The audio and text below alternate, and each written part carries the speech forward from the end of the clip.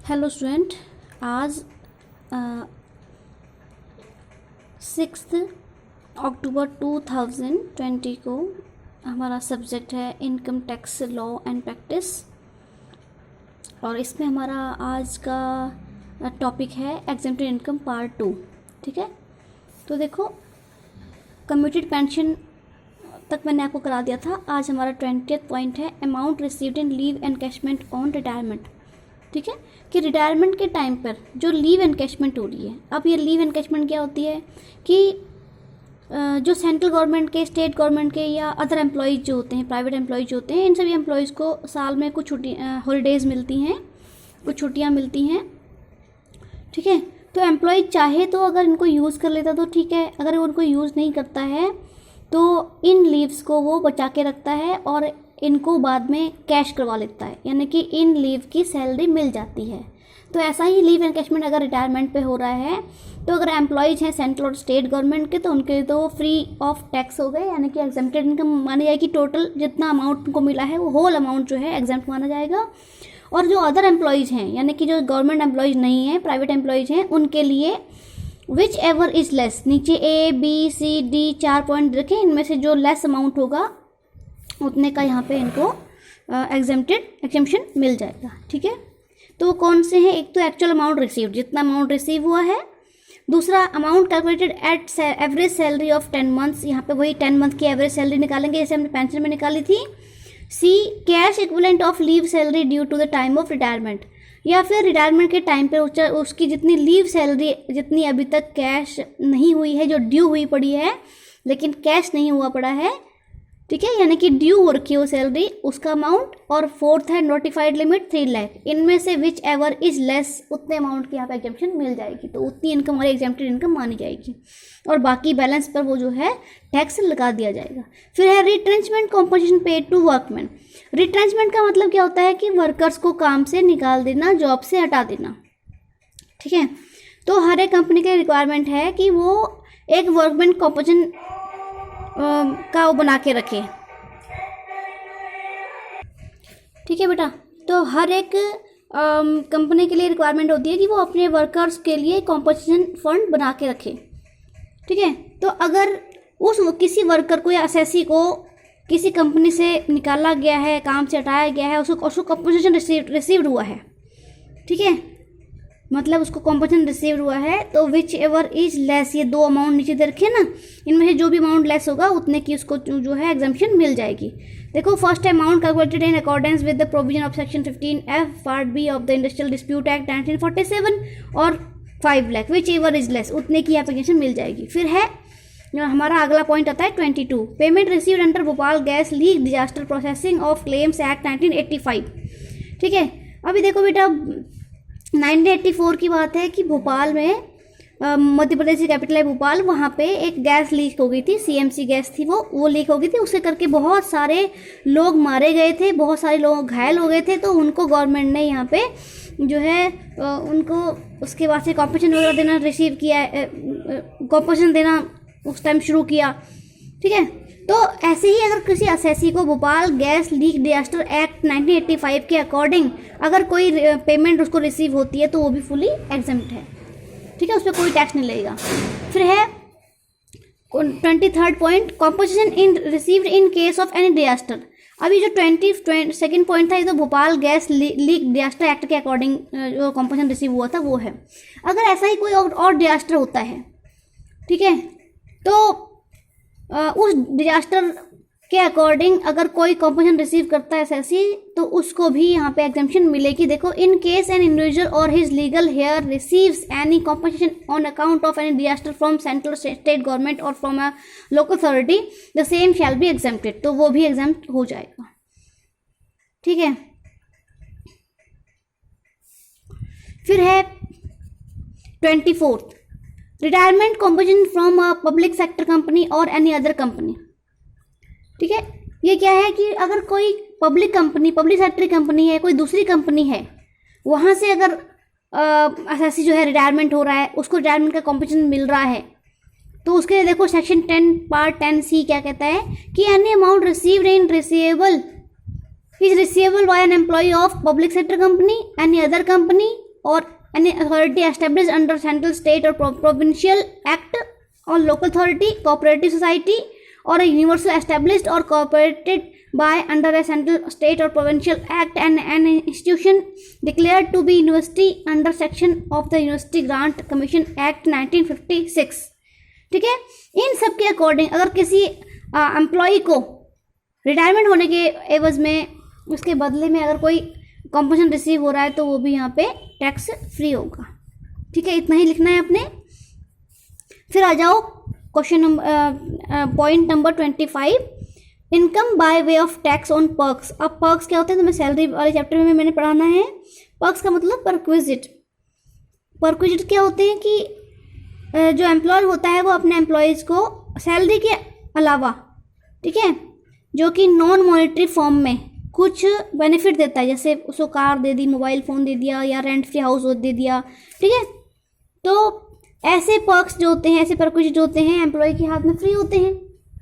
ठीक है, तो इनमें से कुछ परक्विजिट्स ऐसे होते हैं जो कि एग्जेम्प्ट होते हैं, तो इन एग्जेम्प्टेड पर्क्स पे कोई भी टैक्स नहीं लगता है।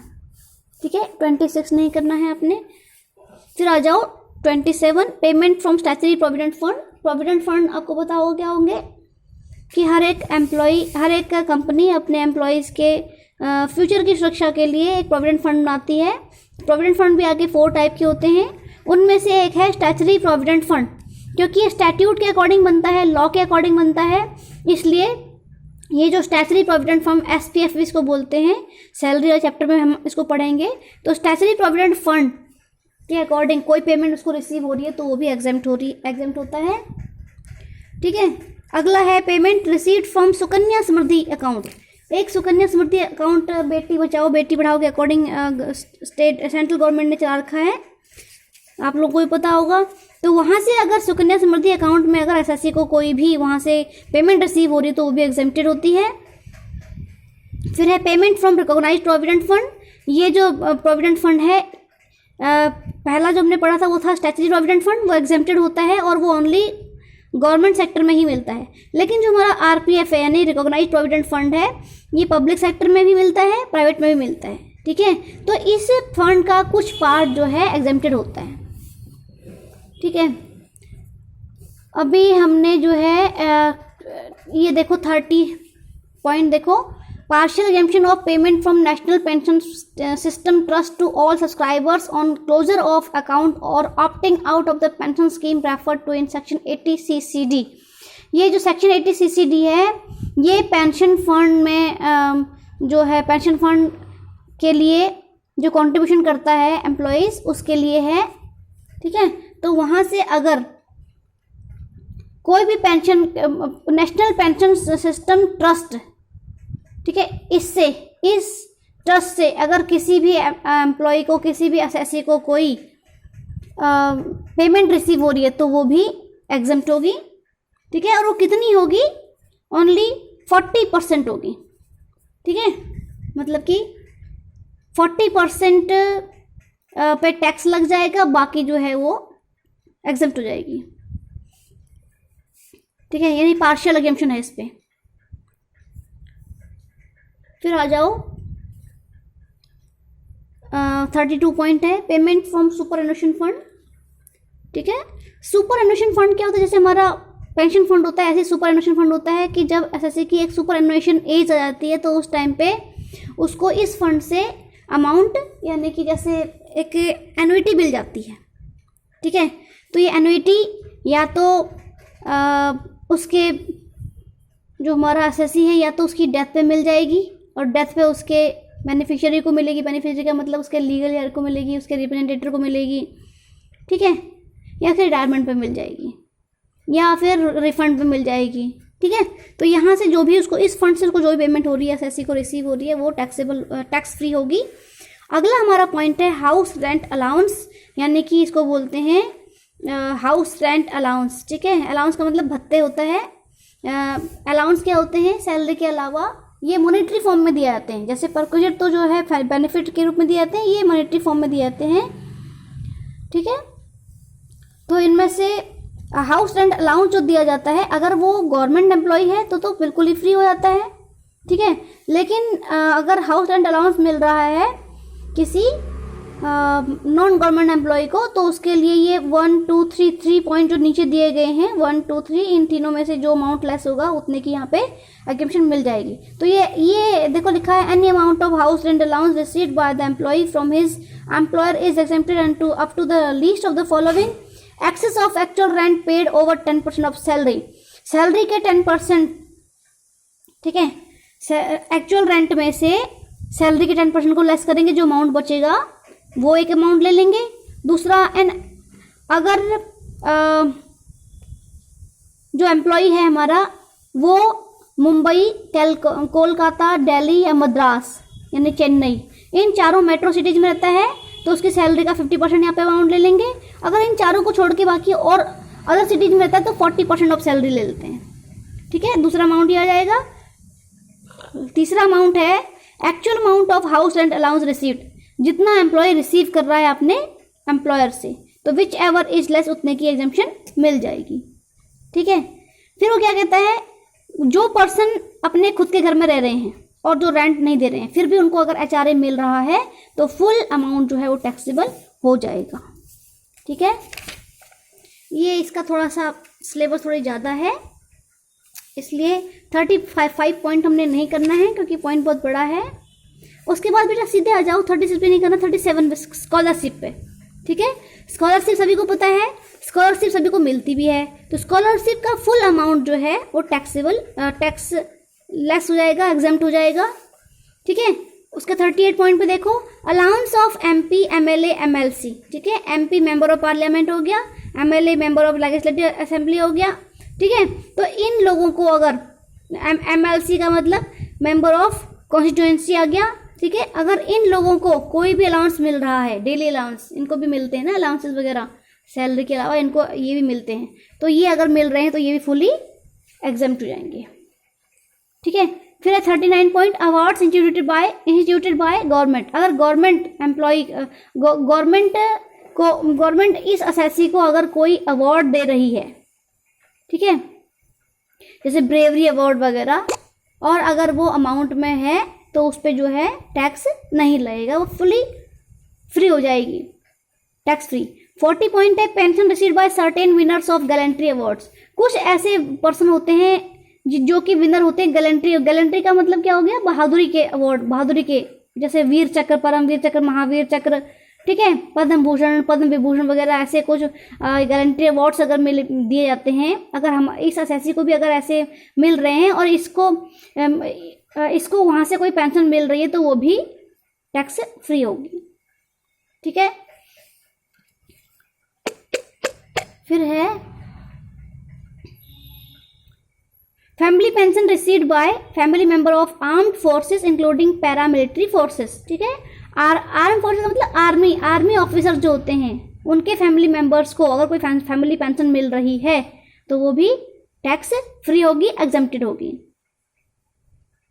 ठीक है। उसके बाद 42 नहीं करना है।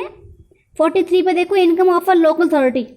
अगर कोई लोकल अथॉरिटी है जैसे पंचायत हो गई, म्यूनसिपैलिटी वगैरह हो गई, ठीक है, तो इनकी कोई भी इनकम, जैसे कि income from house property, capital gain, income from other sources, income from business, यानी इनके सैलरी इनकम नहीं होती है, तो इनके इस टाइप की कोई इनकम है तो वो भी टैक्स फ्री हो जाएगी, ठीक है बेटा।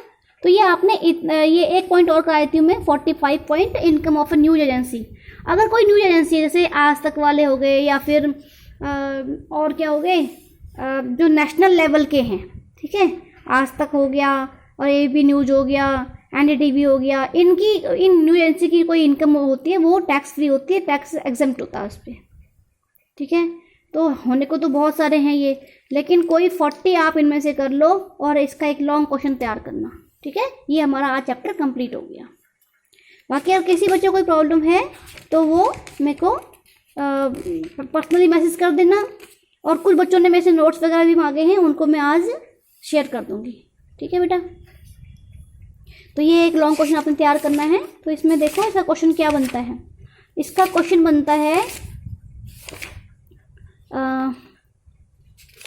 इसका क्वेश्चन हमारा बनता है, ये देखो, ये क्वेश्चन हमारा बनता है क्वेश्चंस में, describe the incomes which are not included in total income और nor income tax is payable on them. यानी कि इसमें पूछ रहा है कि उन इनकम को डिस्क्राइब करो जो कि टोटल इनकम का पार्ट नहीं बनते हैं और ना ही इन पर इनकम टैक्स लगता है। यानी कि वो किसकी बात कर रहा है, वो बात कर रहा है एग्जेम्प्टेड इनकम्स की, ठीक है।